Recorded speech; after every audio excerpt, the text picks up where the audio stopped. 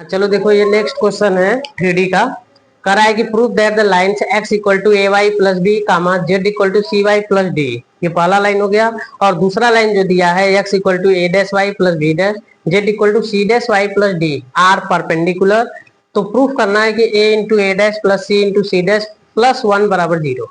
ठीक है, दो लाइन अगर परपेंडिकुलर है, अगर वेक्टर फॉर्म में रहता है, मान लो कि पहला लाइन है दूसरा लाइन है, तो दोनों लाइन अगर परपेंडिकुलर होता है तो पहले लाइन का जो direction ratio a1 b1 c1, दूसरे लाइन का direction ratio a2 b2 c2, तो क्या होता है condition a1 a2 plus b1 b2 plus c1 c2 बराबर 0। परपेंडिकुलर के कंडीशन में यही होता है।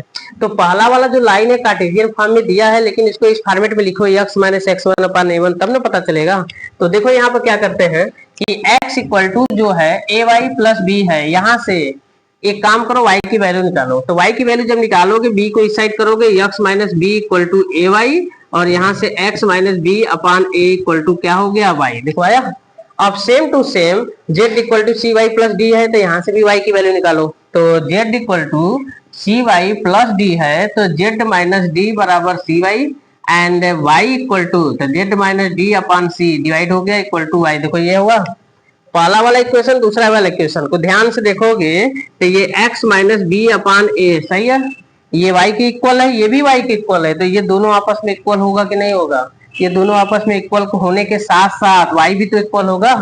ठीक है, तो बराबर y equal to z minus D upon c. तो इसको हम कैसे लिख सकते हैं, x minus B upon A equal to Y minus 0 upon 1। कर सकते हो कि नहीं, नीचे 1 है ही, equal to z minus D upon c. ये पहला इक्वेशन हो गया।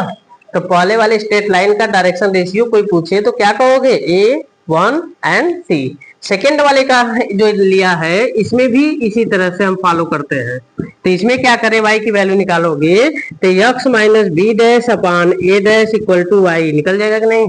सेकेंड यहां से देखोगे तो z equal to C dash Y plus d, यहां से y फाइंड करोगे जी z minus D upon C dash equal to y हो गया। ये y के इक्वल, ये भी y के इक्वल, तो तीनों आपस में इक्वल हो जाएगा।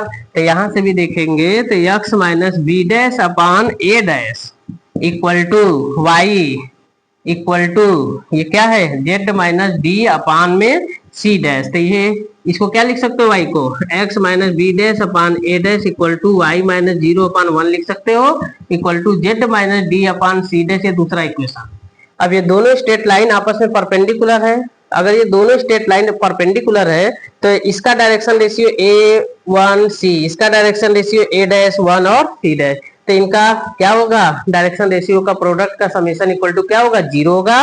तो a dash plus 1 into 1 plus c into C dash equal to 0। तो यही तो प्रूव करना है तुम्हें, ये नहीं प्रूव करना है, इक्वल टू 0। देखो हेंस प्रूव्ड, ये कंडीशन तुम्हें लाना था।